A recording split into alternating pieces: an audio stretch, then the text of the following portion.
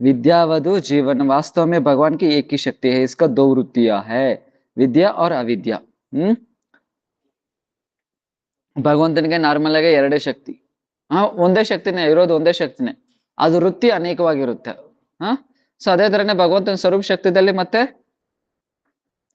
ಭಗವಂತನಿಗೆ ಸ್ವರೂಪ ಶಕ್ತಿದಲ್ಲಿ ಮತ್ತೆ ಎರಡು ವೃತ್ತಿ, ಏನು ವಿದ್ಯಾ ಮತ್ತೆ ಅವಿದ್ಯಾ, ಎರಡು ವೃತ್ತಿ ಇದೆ. ಏನು ವಿದ್ಯಾ ಮತ್ತೆ अविद्या.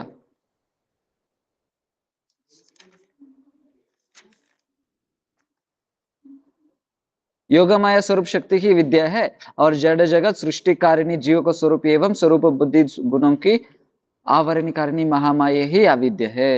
सो विद्या ಅಂದ್ರೆ ಏನು? ಸ್ವರೂಪ ಶಕ್ತಿ. ಸೊ ಯೋಗಮಾಯ, ಯೋಗಮಾಯನೇ ವಿದ್ಯಾ. ಮತ್ತೆ ಇಲ್ಲಿರೋ ಭೌತಿಕವಾದ ವಿದ್ಯೆ ಬಂದು ಅವಿದ್ಯಾ. ಮಹಾಮಾಯಕ್ಕೆ ಸಂಬಂಧಪಟ್ಟಿರೋ ವಿದ್ಯೆ ಬಂದು अविद्या.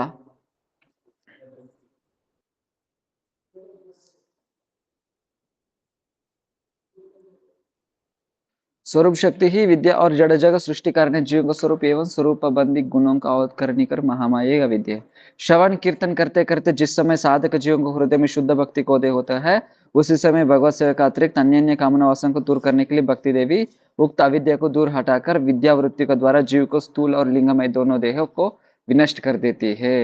सो ಇಲ್ಲಿ ಫಸ್ಟ್ ವಿದ್ಯಾ ಮತ್ತೆ ಅವಿದ್ಯಾ. ಮೊದಲನೇದು ಅವಿದ್ಯಾ ಅಂದ್ರೆ ಏನಂತ ನೋಡೋಣ. ಅವಿದ್ಯಾ ಇದ್ರ ಮುಂಚೆ ಏನು ನಾರ್ಮಲ್ ಆಗಿ ಇದ್ರ ಮುಂಚೆನೆ ಕೇಳಿದ್ರಿ, ಏನಂತ? ಈ ಶರೀರಕ್ಕೆ ಭೌತಿಕ ಲೋಕಕ್ಕೆ ಸಂಬಂಧಪಟ್ಟಿರೋ ವಿದ್ಯಾ ಅವಿದ್ಯಾ. ಜಡ ವಿದ್ಯಾ ಮಾಯಾರ ವೈಭವ್ ತುಮಾರ ಭಜನೆ ಬಾಧ. ಸೊ ಇಲ್ಲಿರೋ ವಿದ್ಯೆ ಎಲ್ಲ ಜಡ ವಿದ್ಯಾ. ಅದೇನ್ ಮಾಡುತ್ತೆ?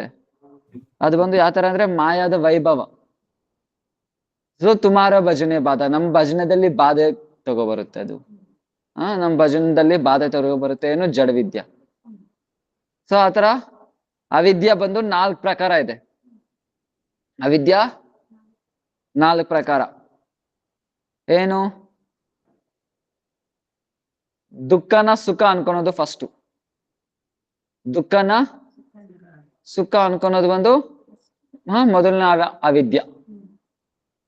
ಈ ಪ್ರಪಂಚದಲ್ಲೆಲ್ಲ ಏನು ಇರೋದೆಲ್ಲ ದುಃಖನೇ, ಆದ್ರೆ ನಾವು ಅದನ್ನೇ ಸುಖ ಅನ್ಕೊಂತೀರಿ. ಯಾವ ತರ ಬಂದು ಕತೆ ಹೇಳ್ತೀನಲ್ಲ ಅದೇ ಮಹಾಭಾರತದಲ್ಲಿ, ಏನ್ ಕತೆ? ಅನ್ಬಿಟ್ರಿ.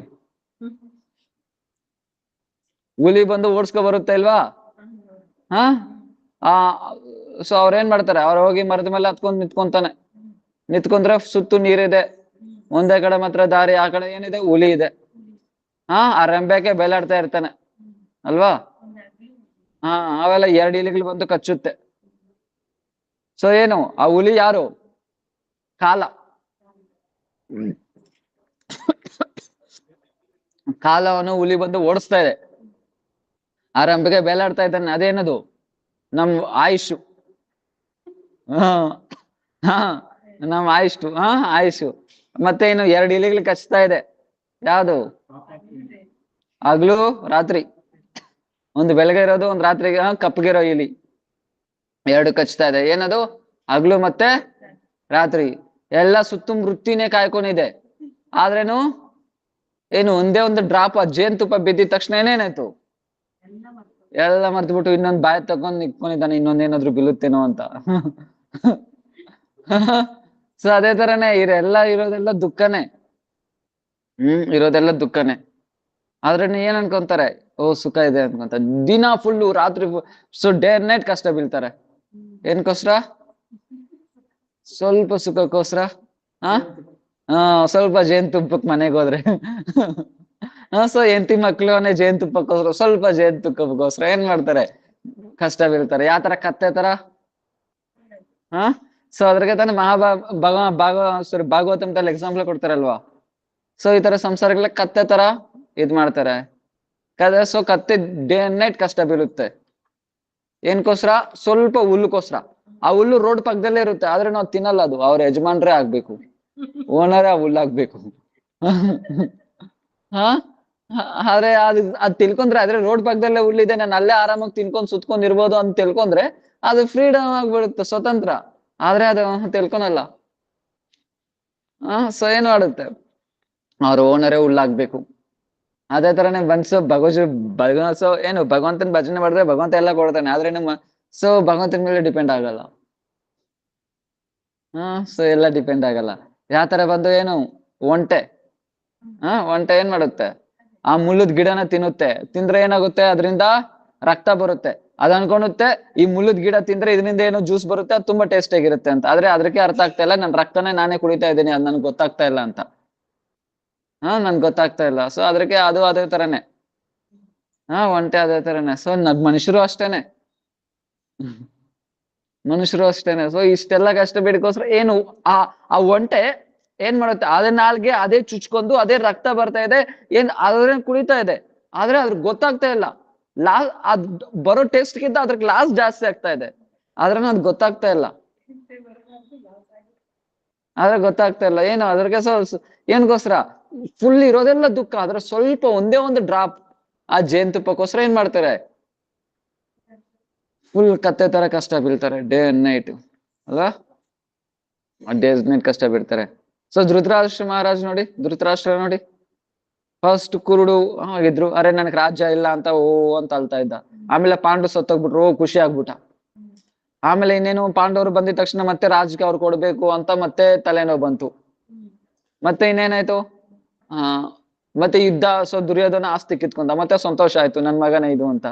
ಆಮೇಲೆ ಯುದ್ಧ ನಡೀತು, ಆದ್ರೂನು ಒಪ್ಕೊಂಡಿಲ್ಲ. ಕೃಷ್ಣನ ಸ್ವಯಂ ಬಂದಿದ್ದ ದೂತವಾಗಿ, ಆದ್ರೂನು ಒಪ್ಕೊಂಡಿಲ್ಲ.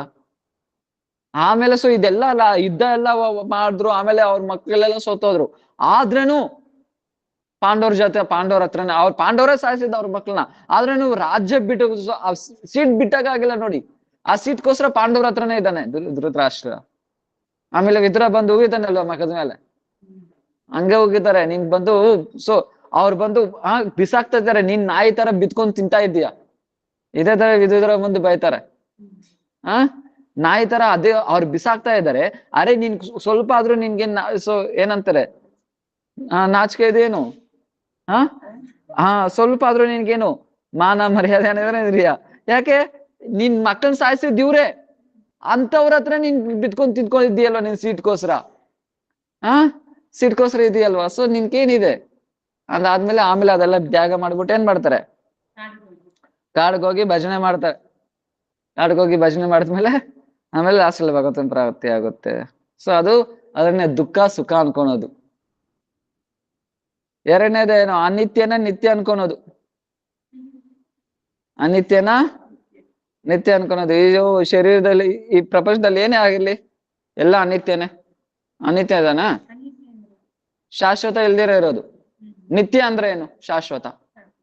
ಅನಿತ್ಯ ಅಂದ್ರೆ ಶಾಶ್ವತ ಇಲ್ಲ. సో ಅದಕ್ಕೋಸ್ಕರ ಏನ್ ಮಾಡ್ತಾರೆ, ఫస్ట్ వచ్చేసి అవిద్య. అవిద్య 4 భాగాలు, 4 ಪ್ರಕಾರ ಅವಿದ್ಯ. ಮೊದಲನೇದು ದುಃಖನ ಸುಖ ಅನ್ಕೊಳೋದು, ಎರಡನೇದು ಅನಿತ್ಯ ವಸ್ತುನ ನಿತ್ಯ ಅನ್ಕೊಳೋದು. ಈ ಪ್ರಪಂಚದಲ್ಲಿ ಎಲ್ಲಾ ರಾಜ್ಯ ಸುಖ ಅದ್ರಿಗೆ. ಸೊ ಯಕ್ಷ ಪ್ರಶ್ನೆ ಬರುತ್ತೆ ಗೊತ್ತಾ, ಸೊ ಪಾಂಡವರು ಇರ್ತಾರೆ.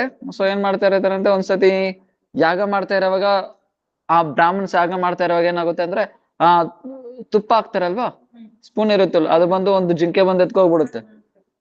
ಅವಾಗ ಏನಾಗುತ್ತೆ, ಅವಾಗ ಫಸ್ಟ್ ಸಹದೇವ್ ಹೋಗ್ತಾರೆ. ಸಹದೇವ್ ಹೋಗ್ತಾ ಇದ್ರು, ತುಂಬಾ ದೂರದಲ್ಲಿ ಹೋಗ್ತಾನೆ. ಅಲ್ಲೊಂದು ಇದಿದೆ, ಏನೋ ಸರೋವರ ಇರುತ್ತೆ, ಎಲ್ಲಿ ಅದು ಕಾಮ್ಯವನ್, ವೃಂದಾವನ್ ಕಾಮ್ಯವನದಲ್ಲಿ ಇರೋದದು. ಸೊ ಅಲ್ಲೊಂದು ಸರೋವರ ಬರುತ್ತೆ, ಅಲ್ಲೇನು ಬರುತ್ತೆ, ನೀರ್ ಕುಡಿಯಕ್ಕೆ. ಆದ್ರೆ ಅಲ್ಲಿ ಫಸ್ಟ್ ಹೇಳ್ತಾರೆ ನೀರ್ ಕುಡಿಬಾರ್ದು ಅಂತ, ಆದ್ರೆ ಕುಡಿತಾರೆ. ಆಮೇಲೆ ಮೂರ್ಛೆ ಬಂದು ಬಿದ್ದೋಗ್ಬಿಡ್ತಾರೆ. ಆಮೇಲೆ ಸೊ ಈ ತರ ಎಲ್ಲಾರು ಹೋದ್ರೆ, ಆಮೇಲೆ ಲಾಸ್ಟ್ ಅಲ್ಲಿ ಧರ್ಮರಾಜ್ ಬರ್ತಾರಲ್ವಾ, ಧರ್ಮರಾಜ್ ಬಂದಾದ್ಮೇಲೆ ಆಮೇಲೆ ಅವ್ರು ಸೊ ಆ ಯಕ್ಷ ಬಂದು ಪ್ರಶ್ನೆ ಕೇಳುತ್ತೆ. ಪ್ರಶ್ನದಲ್ಲಿ ತುಂಬಾ ಈ ಪ್ರಪಂಚದಲ್ಲೇ ತುಂಬಾ ಆಶ್ಚರ್ಯವಾಗದ ವಿಷಯ ಏನು ಅಂತ ಕೇಳುವಾಗ ಧರ್ಮರಾಜ್ ಏನೇ ಆನ್ಸರ್ ಕೊಡ್ತಾರೆ, ಇದ್ರಿಗೆ ಪ್ರಪಂಚದಲ್ಲಿ ತುಂಬಾ ಆಶ್ಚರ್ಯವಾದ ವಿಷಯ ಏನಂದ್ರೆ, ಎಲ್ಲಾರು ನೋಡ್ತಾ ಇದ್ದಾರೆ ಕಣ್ಣು ಮುಂದ್ಗಡೆನೆ, ಎಲ್ಲಾರು ಒಂದಿನ ಬಿಟ್ಟು ಜಾಗ ಖಾಲಿ ಮಾಡ್ಬೇಕು ಅಂತ.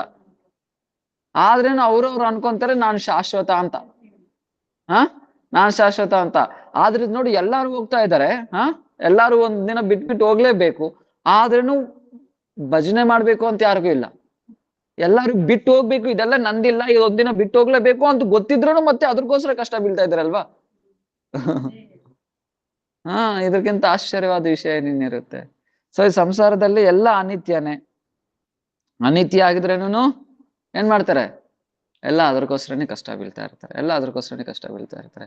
ಹೇಳಿದೆಲ್ಲ ಕೈಲಾಶ್ ಏನ್ ಮಾಡ್ತಾನೆ, ಸೊ ಈಗ ನಾರದ ಮಾಮನಿ ಹೋಗಿ ವಿಷ್ಣು ಹತ್ರ ಏನ್ ಮಾಡ್ತಾರೆ, ಜಗಳ ಆಡ್ತಾರೆ. ಪ್ರಭು ನಿನ್ ದಯನೇ ಇಲ್ಲ, ಯಾರನ್ನು ವೈಕುಂಠಕ್ಕೆ ಕರ್ಕೊಂಡೇ ಇಲ್ಲ, ನೀ ಇಚ್ಛೆ ಬಂದ್ರದ್ ಎಲ್ಲಾರು ಕರ್ಕೋಬೋದಲ್ವಾ.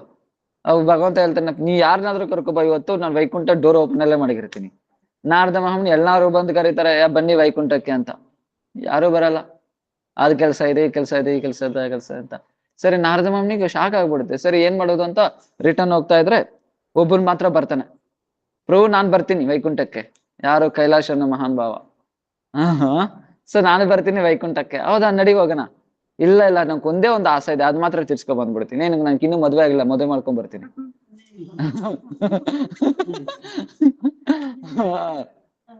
ಮದ್ವೆ ಮಾಡ್ಕೊಂಡ್ ಬರ್ತೀನಿ. ಓ, ಮದ್ವೆ ಆಯ್ತು. ಆಮೇಲೆ ನಾರದ ಮುನಿ ಕೇಳ್ತಾರೆ, ಅರೆ ಪ್ರಭು ಮದ್ವೆ ಆಯ್ತಪ್ಪ, ಇನ್ ಬಾಪ ಅಂದ್ರೆ, ಈಗ ತಾನೆ ಮದ್ವೆ ಆಯ್ತು, ಒಂದು ಸ್ವಲ್ಪ ಮಕ್ಳು ಹುಡ್ಸ್ಕೊಂಡ್ರೆ ಆವಾಗ ನೆಮ್ಮದಿಯಾಗಿ ಬರ್ಬೋದು. ಮಕ್ಳು ನುಡ್ಸ್ಕೊಂಡ್ರು. ಆಮೇಲೆ ಸ್ವಲ್ಪ ನಾರದ ಮುನಿ ಮತ್ತೆ ಬಂದು ಕೇಳ್ತಾರೆ, ಬಾಪ ವೈಕುಂಠಕ್ಕೆ. ಇಲ್ಲ ಇಲ್ಲ, ಅದು ಈಗ ತಾನೆ ಮಗು ಹುಟ್ಟಿದ್ದಾನೆ, ಅವ್ನ್ ಸ್ವಲ್ಪ ದೊಡ್ಡವನ್ ಮಾಡ್ಬೇಕಲ್ವಾ. ಆಮೇಲೆ ಇನ್ ಸ್ವಲ್ಪ ದೊಡ್ಡವನಾದ, ಅರೆ ಈಗ ತಾನೆ ಬಂದಿದ್ದಾನೆ, ದೊಡ್ಡವನಾಗಿದ್ದಾನೆ, ಅವನ್ಕೊಂದ್ ಮದುವೆ ಮಾಡ್ಬಿಟ್ರೆ ನಾನ್ ಅಷ್ಟೇ, ನನ್ ಕೈ ತೊಳ್ಕೊಂಡ್ಬಿಡ್ಬೋದು, ನನ್ಗೆ ಆರಾಮ್, ನಾನ್ ಫ್ರೀ ಆಗ್ಬಿಡ್ತೀನಿ. ಆಮೇಲೆ ಮತ್ತೆ ಆಯ್ತು, ಮತ್ತೆ ಬಂದ, ಮದ್ವೆ ಆಯ್ತು. ಯಾರೇ ಈಗ್ದ ಮದ್ವೆ ಆಯ್ತು, ಮೊಮ್ಮಕ್ಳನ್ನ ಸ್ವಲ್ಪ ಆಟ ಆಡ್ಸ್ಬಿಟ್ಟು ಬರ್ತೀನಿ. ಆಮೇಲೆ ಆಮೇಲೆ ಬಂದು ಏನಾಯ್ತು,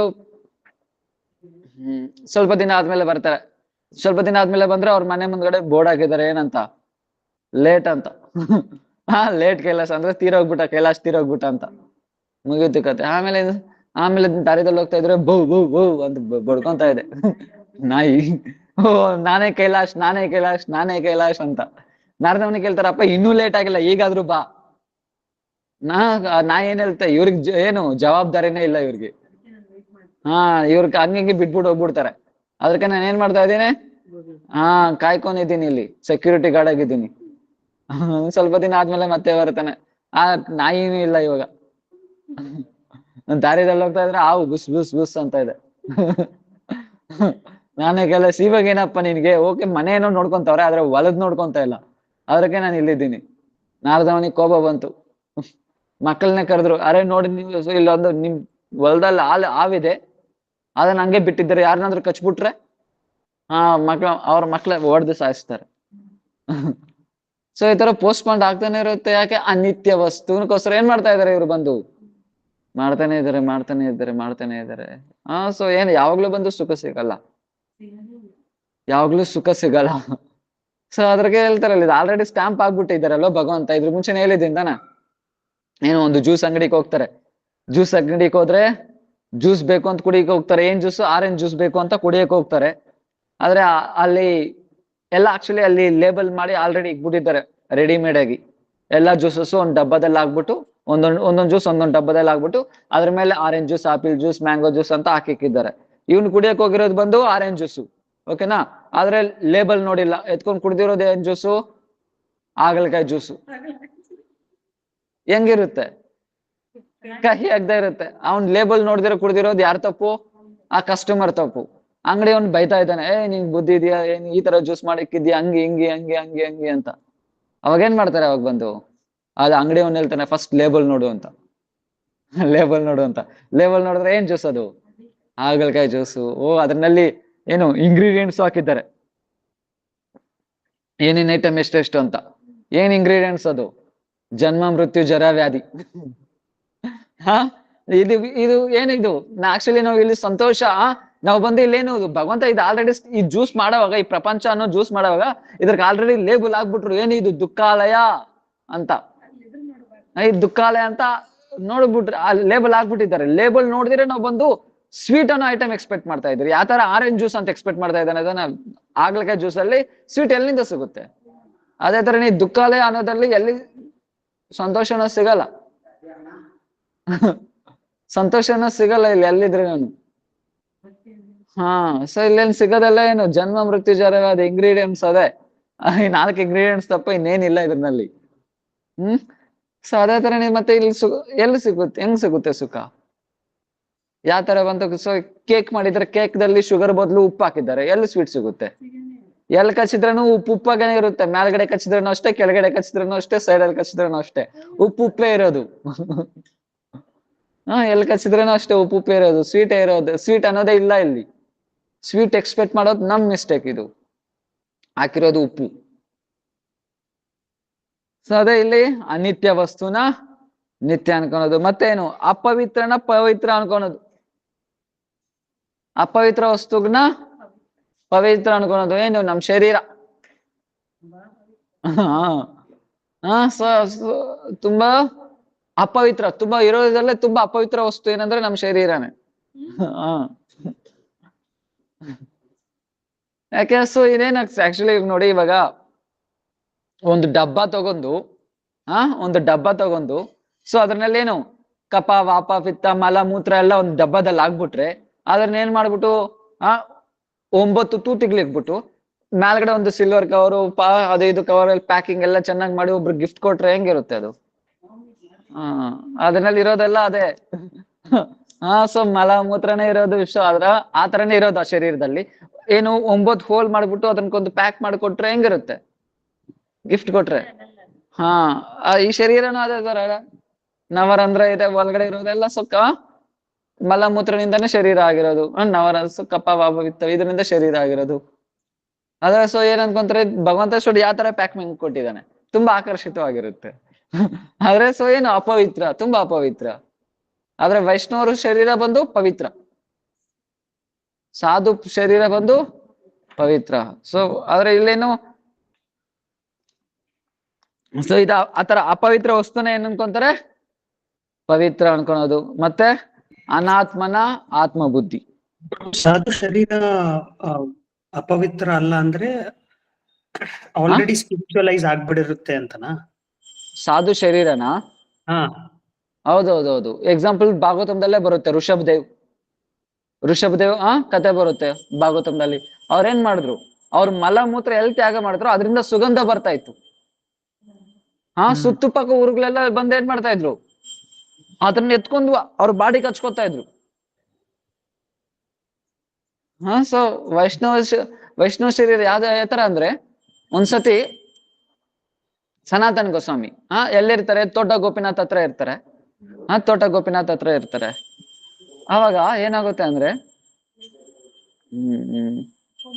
ಮಹಾಪ್ರಭು ಕರೀತಾರೆ. ಸರಿ, ಸನಾತನ್ ಗೋಸ್ವಾಮಿ ಬಂದು ಸಿದ್ಧ ಬಕುಲ ಹತ್ರ ಇರ್ತಾರೆ. ಓಕೆನಾ? ಮಹಾಪ್ರಭು ತೋಟ ಗೋಪಿನಾಥ್ ಹತ್ರ ಇರೋದು. ತೋಟ ಗೋಪಿನಾಥದಿಂದ ಮಹಾಪ್ರಭು ಕರೀತಾರೆ ಸನಾತನ್ ಗೋಸ್ವಾಮಿನ. ಈ ನ್ಯೂಸ್ ಕೇಳಿದ ತಕ್ಷಣನೇ ಸನಾತನ್ ಗೋಸ್ವಾಮಿ ನಾನು ಕರೀತಾ ಇದ್ದಾರಂತ ಸನಾತನ್ ಗೋಸ್ವಾಮಿ ಓಡ್ ಬರ್ತಾರೆ. ಅದ್ರಿಗೆ 2 ಮಾರ್ಗ ಇದೆ. ಒಂದು ನೇರಗೆ ಬರೋದು, ರಾಜಮಾರ್ಗ. ಎರಡನೇದು ಬಂದು ಹಿಂಗ್ ಸುತ್ತ ಹಾಕೊಂಡ್ ಬರೋದು ಸಮುದ್ರ ಪಕ್ಕದಲ್ಲಿ, ಅಲ್ಲಿ ಮರಳೆಲ್ಲ ಇರುತ್ತೆ. ಸೊ ಆ ದಾರಿದಲ್ಲಿ ಬರೋದು. ಸೊ ಮಹಾಪ್ರಭು ಕರೆದ್ರಂತ ಓಡ್ ಬರ್ತಾರೆ. ಆದ್ರೆ ರಾಜಮಾರ್ಗದಲ್ಲಿ ಬರಲ್ಲ, ಸುತ್ತಾಕೊಂಡ್ ಬರ್ತಾರೆ. ಸ್ಟ್ರೈಟ್ ಅಂದ್ರೆ ಅಲ್ಲಿ ಜಗನ್ನಾಥ್ ಪೂಜಾರಿಗಳೆಲ್ಲ ಟೆಂಪಲ್ ರೋಡ್ ಅದು. ಸೊ ಪೂಜಾರಿಗಳೆಲ್ಲ ಓಡಾಡೋ ಜಾಗ, ಮತ್ತೆ ಜಗನ್ನಾಥ್ ಟೆಂಪಲ್ಗೆ ಹೋಗೋ ಜಾಗ ಅದು. ಹೋಗೋ ದಾರಿ ಅದು ರಾಜಮಾರ್ಗ. ಸೊ ಆ ದಾರಿನೂ ಇರುತ್ತೆ. ಎರಡನೇದು ಬಂದು ಈ ತರ ಇರುತ್ತೆ, ಈ ಮಾರ್ಗನೂ ಇರುತ್ತೆ. ಇದನ್ನಲ್ಲಿ ಸನಾತನ ಧರ್ಮ ಸುತ್ಕೊಂಡ್ ಬರ್ತಾರೆ. ಓಕೆನಾ? ಸುತ್ಕೊಂಡ್ ಬರ್ತಾರೆ. ಸೊ ಸುತ್ಕೊಂಡ್ ಬಂದವಾಗ ಏನಾಗುತ್ತೆ? ಮಹಾಪ್ರಭು ಕೇಳ್ತಾರೆ ಹೆಂಗ್ ಬಂದೆ ಅಂತ. ನಾನು ಹಿಂಗೆ ಅದೇ ಸಮುದ್ರ ದೂರದಲ್ಲಿ ಬಂದೆ. ಅವಾಗ ಪಾದ ನೋಡ್ಕೊಂಡ್ರೆ ಅವಾಗ ಮಹಾಪ್ರಭು ನಿನ್ ಪಾದ ಒಂದ್ಸತಿ ನೋಡ್ಕೊಂತ ಇಲ್ಲವಾಗ ಸನಾತನ ಗೋಸ್ವಾಮಿ ಫುಲ್ ಪಾದ ನೋಡ್ಕೊಂತಾರೆ. ಓಕೆನಾ? ಪಾದ ನೋಡ್ಕೊಂಡ್ರೆ ಫುಲ್ ಬೊಬ್ಬೆಗಳು ಬಂದ್ಬಿಟ್ಟೈತೆ ಪಾದದಲ್ಲೆಲ್ಲ. ಆದ್ರೇನು ಅವ್ರಿಗೆ ಗೊತ್ತಾಗ್ತಾ ಇಲ್ಲ. ಹಾಗೆ ಮಹಾಪ್ರಭು ಆತರ ಕರೆದಿದ್ದಾರೆ ಆವೇಶದಲ್ಲಿ. ಆ ಆವೇಶದಲ್ಲಿ ಸನಾತನ ಗೋಸ್ವಾಮಿ ಪೂರ್ಣವಾಗಿ ಲೀನ ಆಗ್ಬಿಟ್ಟಿದ್ದ. ಯಾವ ತರ ದಾಸ್ ಗೋಸ್ವಾಮಿ, ರಘುನಾಥ್ ದಾಸ್ ಗೋಸ್ವಾಮಿ ಅವ್ರು ಭಜನೆ ಮಾಡ್ತಾ ಇದ್ದಾರೆ. ಯಾವ ತರ ಭಜನೆ ಮಾಡ್ತಾ ಇದಾರೆ ಅಂದ್ರೆ ಪೂರ್ಣ ತನ್ವೇ ಆಗ್ಬಿಟ್ಟಿದ್ದಾರೆ. ಸೊ ಬಿಸ್ಲಲ್ಲಿ ಭಜನೆ ಮಾಡ್ತಾ ಇದ್ದಾರೆ. ಅದೇ ನೇರ ಗುಡ್ಸೆ ಏನಿಲ್ಲ, ಹಂಗೆ ರಾಧಾಕುಂಡ ಹತ್ರ ಕುತ್ಕೊಂಡು ಭಜನೆ ಮಾಡ್ತಾ ಇದ್ದಾರೆ ಬಿಸ್ಲಲ್ಲಿ. ಅವಾಗ ಏನಾಗುತ್ತೆ? ಭಯಂಕರ ಬಿಸ್ಲು. ಅದು ನೋಡ್ಬಿಟ್ಟು ರಾಧಾರಾಣಿ ಸ್ವಯಂ ಅವ್ರ ತಲೆ ಮೇಲೆ ಬಂದು ಹಿಂಗ್ ದುಪ್ಪಟ್ಟೆ ಹಿಡ್ಕೊಂತಲೆ. ಸ್ವಯಂ ರಾಧಾರಾಣಿ ಬಂದು ತಲೆ ಮೇಲೆ ಹಿಂಗ್ ದುಪ್ಪಟ್ಟೆ ಹಿಡ್ಕೊಂತಲೆ. ಆದ್ರೇನು ರಾಧಾರಾಣಿ ದುಪ್ಪಟ್ಟೆ ಹಿಡ್ಕೊಂತಾರೆ. ಆ ಬಿಸಿಲಿಗೆ ರಾಧಾರಾಣಿ ಈ ಕಾಲು ಚೇಂಜ್ ಮಾಡ್ತಾ ಇದ್ದಾಳೆ. ಆದ್ರೆ ದಾಸ್ ಗೋಸ್ವಾಮಿಗೆ ಏನು ಗೊತ್ತಾಗ್ತಿಲ್ಲ, ಕೂತ್ಕೊಂಡು ಆರಾಮಾಗಿ ಭಜನೆ ಮಾಡ್ತಾ ಇದ್ದಾರೆ. ಇದ್ ನಮ್ತರ ಶರೀರನೇ ಏನು? ಇದ್ ನಮ್ತರ ಶರೀರ ಅಲ್ಲೇ ಅಲ್ಲ. ಸನಾತನ ಗೋಸ್ವಾಮಿ ಅದೇ ತರನೇ. ಸೊ ಫುಲ್ ಬೊಬ್ಬೆಗಳು ಬಿಟ್ಟದ, ಆದ್ರೆ ಅವ್ರಿಗೇನು ಗೊತ್ತಾಗ್ತಾ ಇಲ್ಲ. ಅವ್ರಿಗೇನು ಗೊತ್ತಾಗ್ತಾ ಇಲ್ಲ. ಇದ್ರ ಮುಂಚೆ ಅದೇ ಸನಾತನ ಗೋಸ್ವಾಮಿಗೆ ಏನು ಫುಲ್ ಶರೀರ ಫುಲ್ ಒಂದ್ ರೋಗ ಬಂದ್ಬಿಟ್ಟಿರುತ್ತೆ. ಆ ರೋಗದಿಂದ ಸನಾತನ ಗೋಸ್ವಾಮಿ ಏನ್ ಅನ್ಕೊಂತಾರೆ, ನಾನು ಜಗನ್ನಾಥ್ ರಥಯಾತ್ರದಲ್ಲಿ ನನ್ ಜಗನ್ನಾಥ ರಥದ ಮುಂದ್ಗಡೆ ಹೋಗಿ ಚಕ್ರ ಮುಂದ್ಗಡೆ ಹೋಗಿ ನಾನು ಪ್ರಾಣ ಬಿಡ್ಬೇಕು ಅನ್ಕೊಂಡಿರ್ತಾನೆ ಸನಾತನ ಗೋಸ್ವಾಮಿ. ಆಗ ಮಹಾಪ್ರಭು ಅವರ ನಾಲಿಂಗನ್ ಮಾಡ್ಕೊಂಡು ಏನಂತಾರೆ, ಈ ಶರೀರ ನಿಂದಲ್ಲ, ಈ ಶರೀರ ಬಂದು ನಂದು. ಈ ಶರೀರ ಬಂದು ನಂದು. ಈ ಶರೀರದಿಂದ ನಾನು ತುಂಬಾ ಸೇವೆ ಮಾಡ್ಬೇಕು ಅನ್ಕೊಂಡಿದ್ದೀನಿ, ಸೇವೆ ಮಾಡಿಸ್ಕೊಬೇಕು. ಈ ಶರೀರ ನಿಂದಲ್ಲ, ಈ ಶರೀರ ಬಂದು ನಂದು. ಸೊ ಅದರಿಂದ ಯಾವಾಗ ಸಾಧು ಅಂದ್ರೆ ಸನಾತನ ಗೋಸ್ವಾಮಿ ಶರೀರ ಅಂತಲ್ಲ, ಎಲ್ಲಾ ಸಾಧು ಶರೀರನು ಏನ್ ಯಾರ್ದಾಗುತ್ತೆ, ಭಗವಂತಂದಾಗುತ್ತೆ. ಭಗವಂತನ ಸಂಬಂಧಪಟ್ಟಿರೋ ಏನೇ ವಸ್ತು ಎಲ್ಲ ಪವಿತ್ರನೇ. ಅದು ಅಪವಿತ್ರ ಆಗಕ್ಕೆ ಚಾನ್ಸೇ ಇಲ್ಲ. ಅದು ಅಪವಿತ್ರ ಆಗಕ್ಕೆ ಚಾನ್ಸೇ ಇಲ್ಲ. ಅದ ಯಾವಾಗ್ಲೂ ಅಪವಿತ್ರ ಆಗಲ್ಲ ಭಗವಂತನ ಸಂಬಂಧಪಟ್ಟಿರೋ ವಸ್ತು. ಯಾವಾಗ ಸ್ವಯಂ ಭಗವಂತ ಆ ಶರೀರನ ಸ್ವೀಕಾರ ಮಾಡ್ತಾರೋ ಅದು ಪವಿತ್ರ ಆಗ್ಬಿಡುತ್ತೆ. ಅಂದ್ರೆ ಏನು, ಆ ಭಾವ ಅವಸ್ಥದಲ್ಲಿ ನಾವು ಬರುತ್ತಲ್ವಾ, ಶ್ರದ್ಧಾ, ಸಾಧು ಸಂಘ, ಭಜನ್ ಕ್ರಿಯೆ, ಅನರ್ಥ ನಿವೃತ್ತಿ, ನಿಷ್ಠಾ, ರುಚಿ, ಆಸಕ್ತಿ, ಭಾವಾವಸ್ಥದಲ್ಲಿ ಆ ಶರೀರ ಚಿನ್ಮಯ ಆಗ್ಬಿಡುತ್ತೆ. ಆ ಶರೀರ ಬಂದು ಚಿನ್ಮಯ ಆಗ್ಬಿಡುತ್ತೆ. ಸೊ ಇಲ್ಲಿ ಸನಾತನ ಗೋಸ್ವಾಮಿ ಕಾಲಗಳೆಲ್ಲ ಪಾದದಲ್ಲೆಲ್ಲ ಏನಾಗಿದೆ, ಬೊಬ್ಬೆ ಬಂದ್ಬಿಟ್ಟೈತೆ. ಆ ಮಹಾಪ್ರಭು ಏನ್ ಹಿಂಗ್ ಬಂದಿದೆ, ರಾಜೇಂದ್ರ ಮಾರ್ಗದಲ್ಲಿ ಬರ್ಬೋದಾಗಿತ್ತಲ್ವಾ. ಸೊ ಆ ಪ್ರಭು ಸನಾತನ ಗೋಸ್ವಾಮಿ ಹೇಳ್ತಾರೆ, ಪ್ರಭು ನಾನು ಆ ದಾರ್ಯದಲ್ಲಿ ಹೆಂಗ್ ಬರ್ಲಿ, ಆ ದಾರ್ಯದಲ್ಲಿ ಹೆಂಗ್ ಬರ್ಲಿ, ಯಾಕೆ ಅದರಲ್ಲಿ ತುಂಬಾ ಜಗನ್ನಾಥ್ ಪಾಂಡ ಅವರೆಲ್ಲ ಓಡಾಡ್ತಾ ಇರ್ತಾರೆ. ಅವ್ರು ಸ್ಪರ್ಶ ಆಗಿ ನನ್ ಶರೀರ ಅವ್ರ ಸ್ಪರ್ಶ ಆಗಿ ಆಲ್ರೆಡಿ ನಾನು ಅಪವಿತ್ರ, ಆದ್ರೆ ಅವ್ರು ಬಂದು ಭಗವಂತನ ಸೇವೆ ಮಾಡಕ್ ಹೋಗ್ತಾ ಇದಾರೆ. ಅವ್ರ ಸ್ಪರ್ಶ ಆಗ್ಬಿಟ್ರೆ ಮತ್ತೆ ದೋಷ ಆಗ್ಬಿಡುತ್ತೆ ಪ್ರಭು, ಯಾಕಂದ್ರೆ ನಾನು ಅಷ್ಟ ಅಪವಿತ್ರ ಅಂತ ಸನಾತನ ಗೋಸ್ವಾಮಿ ಹೇಳ್ತಾರೆ. ಅವಾಗ ಮಹಾಪ್ರಭು ಏನ್ ಹೇಳ್ತಾರೆ, ಸೊ ಆಲಿಂಗನ ಮಾಡ್ಕೊಂಡು ನಿನ್ ಶರೀರ ಸ್ಪರ್ಶ ಆದ್ರೆ ನಿನ್ ಶರೀರ ಸ್ಪರ್ಶಕ್ಕೋಸ್ಕರ ದೇವತೆಗಳು ಕಾಯ್ಕೊಂಡಿರ್ತಾರೆ. ನಿನ್ ಶರೀರ ಸ್ಪರ್ಶದಿಂದ ದೇವತೆಗಳು ಕೂಡ ಪವಿತ್ರ ಆಗ್ಬಿಡ್ತಾರೆ. ಯಾರು ಹೇಳದು, ಮಹಾಪ್ರಭು ಸನಾತನ ಗೋಸ್ವಾಮಿ. ನಿನ್ ಸ್ಪರ್ಶದಿಂದ ದೇವತೆಗಳ ಶರೀರ ಕೂಡ ಏನಾಗುತ್ತೆ, ಪವಿತ್ರ ಆಗ್ಬಿಡುತ್ತೆ. ಸೊ ಅಂದ್ರೆ ಅವ್ರ ಶರೀರ ಏನು ಪವಿತ್ರನ ಅಪವಿತ್ರನ, ದೇವತೆಗಳ ಶರೀರ, ದೇವತೆಗಳ ಶರೀರ ಕೂಡ ಅಪವಿತ್ರನೇ. ಸೊ ಅವ್ರ ಶರೀರ ಕೂಡ ಅಪವಿತ್ರನೇ. ಯಾಕೆ ಅಪವಿತ್ರ, ಯಾಕಂದ್ರೆ ಎಕ್ಸಾಂಪಲ್ ನೋಡಿ, ಇವಾಗ ಒಂದು ಪಾಟ್ ತಗೋಣ, ಮಟ್ಕೆ, ಏನ್ ಹೇಳ್ತೀರ, ಮಟ್ಕೆ ತಗೋಣ. ಅದ್ರಲ್ಲಿ ಫುಲ್ ಏನ್ ಮಾಡ್ಬಿಡ್ತಾರೆ, ಅದ್ರಲ್ಲಿ ಫುಲ್ ವೈನು, ವೈನ್ ಏನ್ ಹೇಳ್ತೀರ ಅದನ್ನ, ಮದ್ಯಂ ಏನ್ ಹೇಳ್ತಾರ ಅದನ್ನ, ಮಧು ತುಂಬಿಸ್ಬಿಟ್ಟು ಏನ್ ಎತ್ಕೋರಿ, ಗಂಗಾ ಜಲದಲ್ಲಿ ಇಕ್ಕನ, ಗಂಗಾ ನೀರಲ್ಲಿ ಇಕ್ಕನ, ಓಕೆನಾ, ಗಂಗಾ ನದಿಯಲ್ಲಿ ಹೋಗಿ ಇಕ್ಕನ, ಪವಿತ್ರ ಆಗುತ್ತಾ? ಒಳಗಡೆ ಏನೋ ಮಧು ಹಂಗ ಇದೆ, ಅದು ಪಾಟ್ ತಗೋಗಿ ಏನ್ ಮಾಡೋಣ, ಗಂಗಾ ಇಕ್ಕನ, ಪವಿತ್ರ ಆಗುತ್ತಾ ಅಪವಿತ್ರ ಆಗುತ್ತಾ? ಅದು ಎಷ್ಟು ವರ್ಷ ಆದ್ರೂ ಇಕ್ಕಿ ಯಾವಾಗ್ಲೂ ಪವಿತ್ರ ಆಗಲ್ಲ. ಯಾಕೆ? ಒಳಗಡೆ ಕಂಟೆಂಟ್ ಚೇಂಜ್ ಮಾಡಿಲ್ಲ. ಒಳಗಡೆ ಕಂಟೆಂಟ್ ಏನ್ ಹಂಗೆ ಇದೆ, ಹೊರಗಡೆ ಎಷ್ಟೇ ಗಂಗಾ ಜಲ ಇದ್ರೂ ಅದೇನ್ ಲಾಭ ಇಲ್ಲ, ಲಾಭ ಇಲ್ಲ. ಅದೇ ತರನೇ ಏನು, ಸೊ ಅವ್ರ ಒಳಗಡೆ ದೇವತೆಗಳ ಒಳಗಡೆನು ಯಾವ ತರ ಇದೆ ಕಾಮನ, ಸೊ ಅವ್ರು ಸ್ವೀಯ ವಾಸನ, ಸ್ವೀಯ ಭೋಗ ವಾಸನ ಅಂದ್ರೆ ಏನು, ಎಂಜಾಯ್ಮೆಂಟ್ ಮೂಡ್. ದೇವತೆಗಳು ಕೂಡ ವಾಸನ ಇದೆ, ಏನು ಎಂಜಾಯ್ ಮಾಡೋ ವಾಸನ ಇದೆ. ಅದ್ರಿಂದ ಎಷ್ಟೇ ಇರ್ಲಿ, ಓಕೆ, ದೇವತಾ ಶರೀರ ಪ್ರಾಪ್ತಿ ಆಗಿರ್ಬೋದು, ಮೇಲ್ಗಡೆ ಮಟ್ಟಿಗೆ ಗಂಗಾಜಲ ಪ್ರಾಪ್ತಿ ಆಗಿರ್ಬೋದು, ಆದ್ರೇನು ಒಳಗಡೆ ಏನಿದೆ, ಒಳಗಡೆ ಅಪವಿತ್ರ ಇರೋ ಕಾರಣದಿಂದ ಎಷ್ಟೇ ಜನ್ಮಗಳಿಕ್ಕಿ, ಎಷ್ಟೇ ವರ್ಷಗಳಾದ್ರೂ ಇಕ್ಕಿ, ಅದು ಬಂದು ಪವಿತ್ರ ಆಗಲ್ಲ. ಆದರೆ ಸಾಧು ತುಮಾರ ಹೃದಯ ಸದಾ ಗೋವಿಂದ ವಿಶ್ರಾಮ್, ಗೋವಿಂದ ಕಹನ ಮಮ ವೈಷ್ಣವ ಪರಾನ್, ಯದ್ಯಪಿ ಸಮಾಧಿಶು ವಿಧಿರಪಿ ಪಶ್ಯತಿ ನಾ ತವ ನಾಕಾಗ್ರ ಮರಿಚಿ. ಬ್ರಹ್ಮ ಸಮಾಧಿ ಅವಸ್ಥದಲ್ಲಿ ಧ್ಯಾನ ಮಾಡಿದ್ರೇನು ಏನು, ಆ ಭಗವಂತನ ನಖ ಕೂಡ ದರ್ಶನ ಆಗ್ಲಿಲ್ಲ. ಯಂ ಬ್ರಹ್ಮ ವರುಣ ರುದ್ರ ಮರುತ ಸ್ತುನ್ವಂತಿ ದಿವ್ಯಸ್ತವೈ ವೇದೇ ಸಾಂಗ ಪದೋ ಕ್ರಮೋಪನಿಷತ್ ಗಾಯಂತಂ ಯಂ ಸಾಮದ ಧ್ಯಾನವಸ್ಥಿತ ತದ್ಗತೇನ ಮನಸ ಪಶ್ಯಂತಿ ಯಂ ಯೋಗಿನೋ ಯಸ್ಸಾಂ ತಂ ನ ವಿದು ಸುರಾಸುರಗಣೈ ದೇವಾಯ ತಸ್ಮೈ ನಮಃ. ಇವರೆಲ್ಲ ಪ್ರಾರ್ಥನೆ ಮಾಡ್ತಾ ಇರ್ತಾರೆ, ಪೂಜೆ ಮಾಡ್ತಾ ಇರ್ತಾರೆ, ಯಂ ಬ್ರಹ್ಮ ವರುಣ ರುದ್ರ ಮರುತ, ಆದ್ರೇನು ಭಗವಂತನ ದರ್ಶನ ಆಗಲ್ಲ. ವೇದಗಳು ಹುಡುಕ್ತಾ ಇದೆ, ಆದ್ರೇನು ದರ್ಶನ ಆಗಲ್ಲ. ಕೋಟಿ ಕೋಟಿ ವರ್ಷಗಳು ತಪಸ್ಸೆ ಮಾಡಿದ್ರೇನು ಅವ್ರ ಮುನಿಗಳಿಗೆ ಏನೋ ಅಂತ ದರ್ಶನ ಆಗಲ್ಲ. ಸ್ವಲ್ಪ ನಖ ಕೂಡ ದರ್ಶನ ಆಗಲ್ಲ, ಉಗುರು ಕೂಡ ದರ್ಶನ ಆಗಲ್ಲ ಭಗವಂತಂದು. ಆ ತರ ಭಗವಂತ ಸಾಧು ಹೃದಯದಲ್ಲಿ ವಿಶ್ರಾಂತಿ ತಗೊಂತಾ ಇರ್ತಾರೆ. ತುಮಾರ ಹೃದಯ ಸದಾ ಗೋವಿಂದ ವಿಶ್ರಾಮ್. ಹಾ ನೀವು ಸಾಧುಗುರು ಹೃದಯದಲ್ಲಿ ಗೋವಿಂದ ಏನ್ ಮಾಡ್ತಾ ಇರ್ತಾನೆ, ಯಾವಾಗ್ಲೂ ರೆಸ್ಟ್ ತಗೊಂತ ಇರ್ತಾನೆ. ಅಲ್ಲಿ ಸಿಗ್ದಿರೋವ್ರಿಗೆ ಆರಾಮಾಗಿ ರೆಸ್ಟ್ ತಗೊಂತ ಇರ್ತಾನೆ. ಯಾರಾದ್ರೂ ಎಲ್ಲ ಹೋಗಿ ರೆಸ್ಟ್ ತಗೊಂತಾರೆ ಆರಾಮಾಗಿ, ಅವ್ರ ಮನೆಯಲ್ಲಿ, ಅವ್ರ ರೂಮಲ್ಲಿ. ಸೊ ಭಗವಂತನ ಮನೆ ಯಾವುದು? ಸಾಧು ಹೃದಯ. ಅದಕ್ಕೆ ಹೇಳ್ತಾನೆ ತಾನೆ, ಸಾಧೂನಾಂ ಹೃದಯಂ ಮಹ್ಯಂ ಸಾಧೂನಾಂ ಹೃದಯಂ ಮದನ್ಯತೆ ನಾ ಜಾನಾತಿ ನಾಹಂ ತೇಪ್ಯ ಮನಾಗಪಿ. ಸಾಧೂನಾಂ ಹೃದಯ ಮಹ್ಯಂ, ನನಗೆ ಸಾಧು ಬಿಟ್ಟು ಇನ್ಯಾರು ಇಲ್ಲ, ಸಾಧುಗಳಿಗೇನು ನನ್ ಬಿಟ್ಟು ಇನ್ಯಾರೂ ಇಲ್ಲ. ಸಾಧು ಹೃದಯ ನಾನು, ನನ್ನ ಹೃದಯನೇ ಸಾಧು. ಸೊ ಭಗವಂತ ಈ ತರ ಹೇಳ್ತಾರೆ ಅಂಬರೀಷ್ ದುರಾಸ ಮಹರ್ಷಿಗಿದ್ದು. ದುರಾಸ ಮಹರ್ಷಿಗೆ ಯಾರ ಪಾದ ಧೂಳಿ ತಗೊಂಡ್ ನನ್ ತಲೆ ಮೇಲೆ ಹಾಕೊಂಡ್ರೆ ಈ ಲೋಕಗಳೆಲ್ಲ ಪವಿತ್ರ ಆಗುತ್ತೋ ಅಂತ ಆತರ ಮಹಿಮೆ ಸಾಧು. ಸ್ವಯಂ ಭಗವಂತ ಕೂಡ ಅವ್ರ ಪಾದ ಧೂಳಿನ ತಗೊಂಡು ತಲೆ ಮೇಲೆ ಹಾಕೊಬೇಕು ಅಂತ ಕಾಯ್ಕೊಂಡಿರ್ತಾರೆ. ಅಷ್ಟು ಮಹಿಮೆ ಸಾಧು ಇದೆ. ಸೊ ಸಾಧು ಹೃದಯದಲ್ಲಿ ಯಾರು? ಸ್ವಯಂ ಭಗವಂತ ರೆಸ್ಟ್ ಮಾಡ್ತಾ ಇರ್ತಾರೆ. ಇನ್ನು ಅವ್ರ ಶರೀರ ಹೆಂಗ ಅಪವಿತ್ರ ಆಗ್ಬಿಡುತ್ತೆ? ಅವ್ರ ಶರೀರ ಯಾವಾಗ್ಲೂ ಅಪವಿತ್ರ ಆಗಲ್ಲ. ಸೊ ಅದ್ರಿಗೆ ಈ ಶರೀರ ಏನು ಅಪವಿತ್ರ ಆದ್ರೇನು, ಸೊ ಇದ್ಯಾ ನಮಗೆ ಏನಾಗುತ್ತೆ, ನಾವ್ ಇದನ್ನ ಪವಿತ್ರ ಅನ್ಕೊಂತೀರಿ, ಪವಿತ್ರ ಅನ್ಕೊಂತೀರಿ. ಸೊ ಅದ್ರಿಗೆ ಇದು ಎಲ್ಲರಿಗೂ ಗೊತ್ತು ಈ ವಿಷಯ, ಈ ಶರೀರ ಅಪವಿತ್ರ ಅಂತ. ಆದ್ರೆ ಯಾರು ರಿಲೈಸ್ ಆಗಲ್ಲ. ಯಾಕಂದ್ರೆ ಸೊ ನತೆ ಸ್ವಾರ್ಥ ಗತಿ ಮಿ ವಿಷ್ಣು ದುರಾಸೆಯೇ ಬಹಿರರ್ಥ ಮಾರಿನ ಅಂದಾಯತಾಂದ ಉಪನೀಯಮಾನ ದುರಾಶೆಂ ಬಹಿರರ್ಥೆ ಮಾನಿನ. ನತೆ ಸ್ವಾರ್ಥ ಗತಿ ವಿಷ್ಣು ದುರಾಶಯ ಬಹಿರರ್ಥ ಮಾರಿನ ಅಂದಾಯತಾಂದ ಉಪನೀಯಮಾನಸ್ ತೇ ವಿಷತಂತ್ರ ಹೃದಯ ಬದ್ಧ.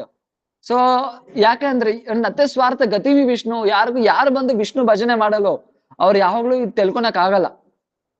ಈ ಶರೀರ ಅಪವಿತ್ರ, ಇದು ಬಂದು ಇದು ತುಂಬಾ ಅಪವಿತ್ರ, ಹಂಗೆ. ಸೊ ಯಾರು ಇದರಿಂದ ಹೊರಗಡೆ ಬರಕ್ ಆಗಲ್ಲ. ಯಾಕೆ? ಅವ್ರಿಗೆ ಗೊತ್ತಿಲ್ಲ ಸ್ವಾರ್ಥ, ನಿಜವಾದ ಸ್ವಾರ್ಥವಾದ ವಿಷ್ಣು ಅಂದ್ರೆ ಭಕ್ತಿ ವಿಷಯ ಏನಂದ್ರೆ ವಿಷ್ಣು ಮಾತ್ರನೇ ಅಂತ. ಅವ್ರೇನ್ ಅನ್ಕೊಂತಾರೆ? ದುರಾಸೆಯೇ ಬಹಿರರ್ಥ ಮಾನಿನ. ಸೊ ಇದು ಹೊರಗಡೆ ವಿಷಯ, ಹೊರಗಡೆ ಶರೀರ ಸಂಬಂಧಪಟ್ಟಿರೋ ವಿಷಯನೇನಂತ ಅನ್ಕೊಂತಾರೆ, ಇದೇ ನಿಜವಾದ ಅರ್ಥ ಅಂತ ತಿಳ್ಕೊಂತಾರೆ. ಕಪಿಲ ಭಗವಾನ್ ಸೊ ದೇವಹೂತಿಗೆ ಇದೆಲ್ಲ ಇದ್ರ ಬಗ್ಗೆ ತುಂಬಾ ಚೆನ್ನಾಗಿ ಹೇಳ್ತಾರೆ. ಸೊ ಏನ್ ಮಾಡ್ತಾರೆ, ದಿನ ಫುಲ್ ಡೇ ಅಂಡ್ ನೈಟ್, ಬೆಳಗಿನಿಂದ ರಾತ್ರಿವರೆಗೂ ರಕ್ತ ತ್ಯಾಗ ಮಾಡಿ ಕಷ್ಟ ಬೀಳ್ತಾನೆ. ಮತ್ತೆ ಏನ್ ಬರ್ತಾರೆ, ಮತ್ತೆ ನೈಟ್ ಬಂದು ಸೊ ಏನ್ ಮಾಡ್ತಾರೆ, ಅವ್ರ ಹೆಂಡತಿ ಮಕ್ಳ ಹತ್ರ ಸ್ವಲ್ಪ ಒಂದು ಚೆನ್ನಾಗಿರೋ ಮಾತು ಕೇಳೋಕೋಸ್ಕರ ಏನ್ ಮಾಡ್ತಾರೆ, ಹೆಂಡತಿಯ ಮಕ್ಳ ಹತ್ರ ಸ್ವಲ್ಪ ಚೆನ್ನಾಗಿರೋ ಅವ್ರ ಮಾತು, ಆಟ ನಗನಗ್ತಾ ಮಾತಾಡೋ ಮಾತು ಕೇಳ್ಬಿಟ್ಟು ಎಲ್ಲ ಮರ್ತು ಬಿಡ್ತಾನೆ. ಅದೇ ಸೊ ಜೇನುತುಪ್ಪ ತರ ಎಲ್ಲ ಮರ್ತು ಬಿಡ್ತಾನೆ. ಮತ್ತೆ ಮತ್ತೆ ಅದ್ರ ಇನ್ನೂ ಆಶ್ಚರ್ಯ ವಿಷಯ ಏನಂದ್ರೆ ಅದು ದುಃಖನೂ ಅನ್ಸಲ್ಲ. ಇಷ್ಟ ಕಷ್ಟ ಬಿದ್ರೇನು ಸೊ ಆಸಕ್ತಿ ಕಾರಣದಿಂದ ಏನು ಅದು ದುಃಖನೇ ಅನ್ಸಲ್ಲ, ಅದು ದುಃಖನೇ ಅನ್ಸಲ್ಲ. ಇದು ದೊಡ್ಡ ವಿಷಯ. ಇದು ದುಃಖನೇ ಅನ್ಸಲ್ಲ ಇದು. ಸೊ ಯಾರ ಮೇಲೆ ಎಷ್ಟು ಭಗವಂತನ ಕೃಪೆ ಇದೆಯೋ ಅಷ್ಟೇ ಅಷ್ಟು ಮಾತ್ರನೇ ಇದರಿಂದ ಹೊರಗಡೆ ಬರಕಾಗುತ್ತೆ. ಈ ನಾಲ್ಕನೇದು ಬಂದು ಏನು, ಅನಾತ್ಮ ವಸ್ತುನ ಆತ್ಮ ಅನ್ಕೊಳೋದು. ಅನಾತ್ಮ ವಸ್ತುನ ಆತ್ಮ ಅನ್ಕೊಳೋದು. ಸೊ ಈ ಶರೀರ ಅನಾತ್ಮ, ನಾವ್ ಇದನ್ನೇ ನಾವು ಅನ್ಕೊಳೋದು. ಸೊ ಇದು 4 ಪ್ರಕಾರ ಅವಿದ್ಯ. ಸೊ ವಿದ್ಯಾ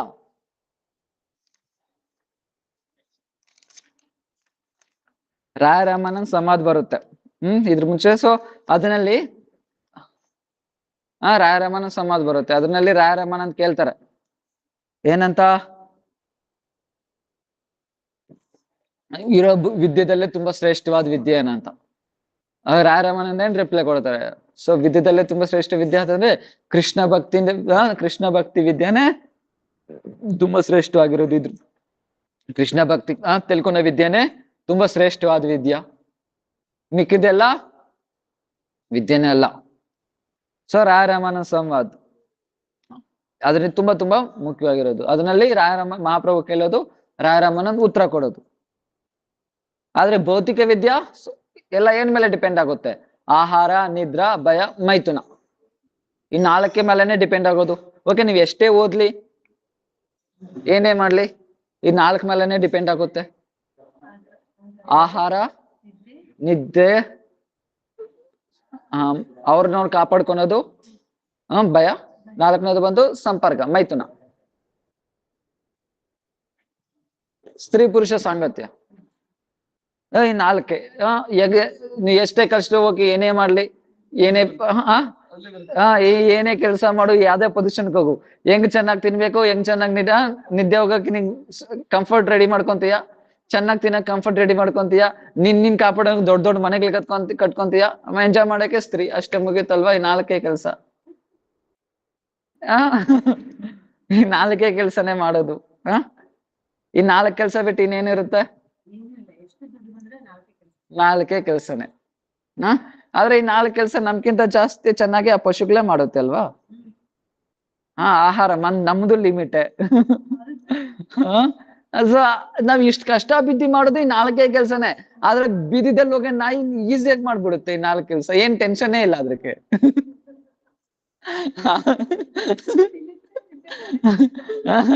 ಅದ್ರಕ್ಕೆ ನಮ್ಮ ತರ ಏನ್ ಕಂಫರ್ಟ್ ಬೆಡ್ ಬೇಕಾ, ನಿದ್ದೆ ಹೋಗಕ್ಕೆ? ಎಲ್ಲಿ ಬಿದ್ರೆ ಅಲ್ಲಿ ನಿದ್ದೆ ಹೋಗುತ್ತೆ, ಏನ್ ಸಿಕ್ಕಿದ್ರೆ ಅದು ತಿನ್ಕೊಂಡು ಆರಾಮಾಗಿ ಟೈಮ್ ಪಾಸ್ ಮಾಡ್ಕೊಂಡು ಹೋಗುತ್ತೆ. ಅದು ಇವ್ ನಮ್ಮಾದ್ರು ಏನು ಸ್ಟೋರ್ ಮಾಡಿಕೊಂತಿರ್ತೀನಿ ಯಾಕೆ, ಅದು ಸ್ಟೋರ್ ಏನಾದ್ರು ಮಾಡ್ಕೊಂಡು ಇರುತ್ತೆ ಏನಿಲ್ಲ, ಆರಾಮಾಗಿ ಸಿಕ್ಕುತ್ತೆ, ತಿನ್ನುತ್ತೆ, ಎಲ್ಲ ಒಂದು ಅರೇಂಜ್ ಆಗುತ್ತೆ, ಹೋಗ್ತಾ ಇರುತ್ತೆ.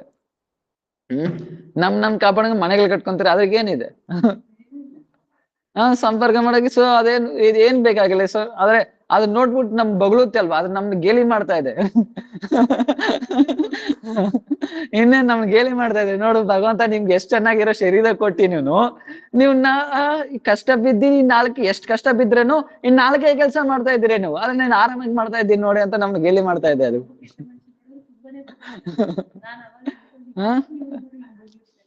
ನಾನ್ ಜೋಕ್ಗೆ ಅದು ನಿಜ ಅನ್ಕೊಂಬೇಡಿ. ಸೊ ಎಷ್ಟೇ ಕಷ್ಟ ಬಿದ್ರೆ ನೀನ್ 4 ಕೆಲಸನೇ ಮಾಡೋದು. ಆದ್ರೆ ಅದೇ ಪ್ರಾಣಿಗಳು ಈಸಿಯಾಗಿ ಮಾಡ್ಬಿಡುತ್ತೆ ಈ 4 ಕೆಲಸ. ಅಂದ್ರೆ ಯಾವಾಗ ನಾವ್ ಬಂದು ಶ್ರೇಷ್ಠ ಆಗ್ತೀರಿ? ಧರ್ಮ. ಸೊ ಆಹಾರ, ನಿದ್ರಾ, ಭಯ, ಮೈಥುನಾಂಶ, ಸಮನ್ವಯತಾಂ ಪಶುಹೀನರಾನಂ, ಧರ್ಮ ವಿಶೇಷ ಅದುಕೋ ವಿಶೇಷೋ, ಧರ್ಮೇನ ಹೀನ ಪಶು ಸಮಾನ. ಧರ್ಮ ಯಾವಾಗ ಫಾಲೋ ಮಾಡ್ತಿರೋ ಆವಾಗಲೇ ಅಧಿಕ ವಿಶೇಷ. ಧರ್ಮ ಫಾಲೋ ಮಾಡಿಲ್ಲ ಅಂದ್ರೆ ಏನು? ಸೊ ಪಶು ಸಮಾನ. ಅದಕ್ಕೆ ಸೊ ನಿಜವಾದ ಭಕ್ತಿ ಏನು? ಭಗವಂತ ಏನ್ ಹೇಳ್ತಾರೋ ಅದೇ ನಿಜವಾದ ಧರ್ಮ. ಭಗವದ್ಭಕ್ತಿ ಹೀನಸ್ಯ, ಭಗವಂತನ ಭಕ್ತಿ ಮಾಡೋದೇ ನಿಜವಾದ ಧರ್ಮ. ಸವೈ ಪುಂಸ ಪರೋ ಧರ್ಮ ಯಥೋ ಭಕ್ತಿರ್ ಅಧೋಕ್ಷಜೆ ಅಹೈತುಕಿ ಅಪ್ರತಿಹತ ಈ ಆತ್ಮ ಸುಪ್ರಸಿದ್ಧತಿ. ಎಲ್ಲಾ ಧರ್ಮದಲ್ಲಿ ಶ್ರೇಷ್ಠವಾದ ಧರ್ಮ ಏನು? ಯಥೋ ಭಕ್ತಿರ್ ಅಧೋಕ್ಷಜೆ. ಅಧೋಕ್ಷಜನಿಗೆ ಭಗವಂತನಿಗೆ ಭಕ್ತಿ ಮಾಡೋದೆ. ಅದು ಬಿಟ್ಟು ತುಂಬಾ ಇನ್ನೊಂದು ಧರ್ಮ ಶ್ರೇಷ್ಠವಾದ ಧರ್ಮ ಇನ್ಯಾನೂ ಇಲ್ಲ. ಸೊ ಇನ್ಯಾವುದೂ ಇಲ್ಲ. ಸೊ ಅದಕ್ಕೆ ಹೇಳ್ತಾ ಇರ್ತಾನೆ, ಭಗವದ್ಭಕ್ತಿ ಬಿಟ್ಬಿಟ್ಟು ಭಗವದ್ಭಕ್ತಿ ಹೀನಸ್ಯ ಜಾತಿ ಶಾಸ್ತ್ರಂ ಜಪಂ ತಪ ಅಪ್ರಾಣ ಹಿ ದೇಹಸ್ಯ ಮಂಡನಂ ಲೋಕರಂಜನಂ. ಭಗವದ್ಭಕ್ತಿ ಹೀನಸ್ಯ, ಭಗವದ್ಭಕ್ತಿ ಇಲ್ದಿರ ಇದ್ರೆ ಉನ್ನತ ಕುಲದಲ್ಲಿ ಹುಟ್ಟಿರ್ಲಿ, ಜಾತಿ ಶಾಸ್ತ್ರಂ ಜಪ ತಪ ಏನೇ ಮಾಡಿರ್ಲಿ, ಸೊ ಜಾತಿ ಉನ್ನತ ಕುಲ ಜಾತಿದಲ್ಲಿ ಹುಟ್ಟಿರ್ಲಿ, ತುಂಬಾ ಶಾಸ್ತ್ರ ಓದಿರ್ಲಿ, ತುಂಬಾ ತಪಸ್ಸೆ ಮಾಡಿರ್ಲಿ, ಸೊ ತಪಸ್ಸೆ ಅದಿ ಹರಿ ಕಿಂ ತಪಸ ತಥಾ ಕಿಂ ಆ ತಪಸ್ಯ ಹರಿಯದಿ ತಪ ಕಿಂ. ಸೊ ಶ್ಲೋಕ ಬರುತ್ತೆ. ಅಂದ್ರೆ ನೀನ್ ತಪಸ್ಸೆ ಮಾಡ್ತಾ ಇದೀಯಾ, ಆದ್ರೆ ಹರಿಗೋಸ್ಕರ ತಪಸ್ಸೆ ಮಾಡಿಲ್ಲ ಅಂದ್ರೆ ಅದೇನ್ ಲಾಭ? ಸೊ ನಿನ್ ಬಂದು ನಿಷ್ಪ್ರಯೋಜನ ಅದು. ತಪಸ್ಯ ಹರಿಯದಿ ಕಿಂ ತಥಾ ತಪ ಕಿಂ ಅಂತ ಬರುತ್ತೆ ಶ್ಲೋಕ. ಸೊ ಏನು ತಪಸ್ಸೆ ಮಾಡ್ತಾ ಇದೀಯಾ, ಆದ್ರೇನು ಅದು ಹರಿ ಸಂತುಷ್ಟಿಗೋಸ್ಕರ ಆಗಿಲ್ಲ ಅಂದ್ರೆ ಆ ತಪಸ್ಸೆ ಮಾಡಿನಿ ಏನ್ ಲಾಭ ಇಲ್ಲ. ಆದ್ರೆ ನೀನ್ ತಪಸ್ಸೆ ಮಾಡ್ಲಿಲ್ಲ, ಆದ್ರೇನು ಹರಿ ಸಂತುಷ್ಟಿ ಆದ್ರೇನೆ ನೀನ್ ತಪಸ್ಸೆ ಮಾಡೋ ಅವಶ್ಯಕತೆ ಏನಿದೆ? ಸೊ ಎಲ್ಲ ಹರಿ ಸಂತುಷ್ಟಿಗೋಸ್ಕರ ಮಾತ್ರನೇ ಇರೋದು, ಹರಿ ಸಂತುಷ್ಟಿಗೋಸ್ಕರ ಮಾತ್ರನೇ ಇರೋದು. ಸೊ ಅದಕ್ಕೆ ಜಾತಿ ಶಾಸ್ತ್ರಂ ಜಪ ತಪ ಅಪ್ರಾಣ ಹಿ ದೇಹಸ್ಯ ಮಂಡನಂ ಲೋಕರಂಜನಂ. ಅರೆ ನೀನ್ ಭಗವದ್ಭಕ್ತಿ ಮಾಡಿಲ್ಲ, ಆದ್ರೆ ತುಂಬಾ ಜಪ ಮಾಡಿದ್ಯಾ, ತುಂಬಾ ಶಾಸ್ತ್ರ ಓದಿದ್ಯಾ, ತುಂಬಾ ತಪಸ್ಸೆ ಮಾಡಿದ್ಯಾ, ತುಂಬಾ ಪುಣ್ಯ ಕರ್ಮಗಳು ಏನೇನು ಎಲ್ಲೆಲ್ಲ ಮಾಡಿದ್ಯಾ. ಇದೆಲ್ಲ ಯಾತರ ಅಂದ್ರೆ ಒಂದು ಸತ್ತೋಗಿರೋ ಶವ ಮೇಲೆ, ಬಾಡಿ ಮೇಲೆ ಅಲಂಕರಣ ಮಾಡಿದ್ರೆ ಹೆಂಗಿರುತ್ತೆ ಆ ತರ ಇದೆಲ್ಲ. ಜಪ ಮಾಡ್ತಾ ಇದೀಯಾ, ಹರಿ ಸಂತುಷ್ಟಿಗೋಸ್ಕರ ಭಕ್ತಿ ಮಾಡ್ತಾ ಇಲ್ಲ, ಜಪ ಮಾಡ್ತಾ ಇಲ್ಲ, ನನ್ಗ್ ದುಡ್ಡು ಬೇಕು, ನನ್ಗ್ ಮನೆ ಬೇಕು ಅಂತ. ಹಾ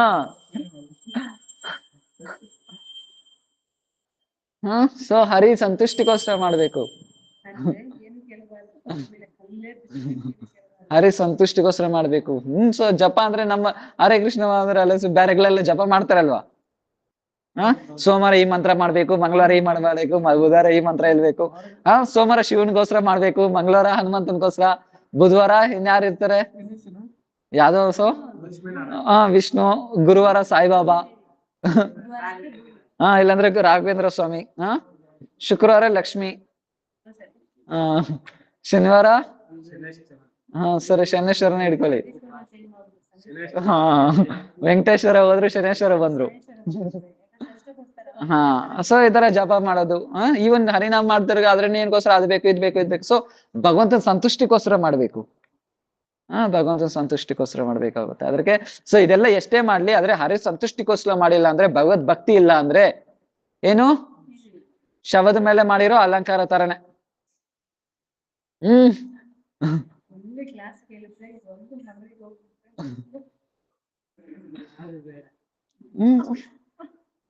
ಸೊ ನಾವು ಅಷ್ಟು ವಿದ್ಯೆ ಕಲ್ತ್ಕೊಂಡಿರನೆ, ನಾವ್ ಅಷ್ಟಕ್ಕಷ್ಟು ವಿದ್ಯೆ ಕಲ್ತ್ಕೊಂತೀರಿ, ಆದ್ರೇನು ಮಾಡೋದು ನಾಲ್ಕೆ ಕೆಲ್ಸನೇ. ಅದರಿಂದ ಇದೆಲ್ಲ ಏನು ಅವಿದ್ಯಾನೇ, ಜಡ ವಿದ್ಯಾ.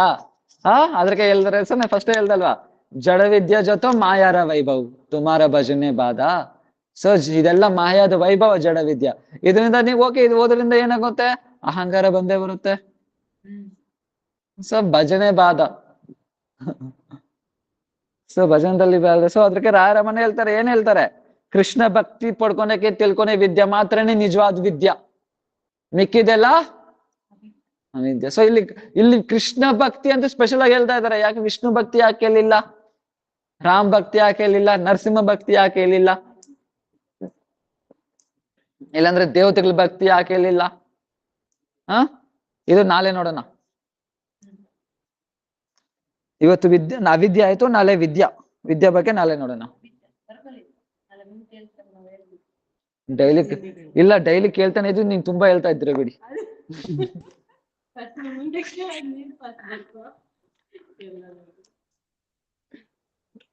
ವಾಂಛಾಕಲ್ಪತರುಭ್ಯಶ್ಚ ಕೃಪಾ ಸಿಂಧು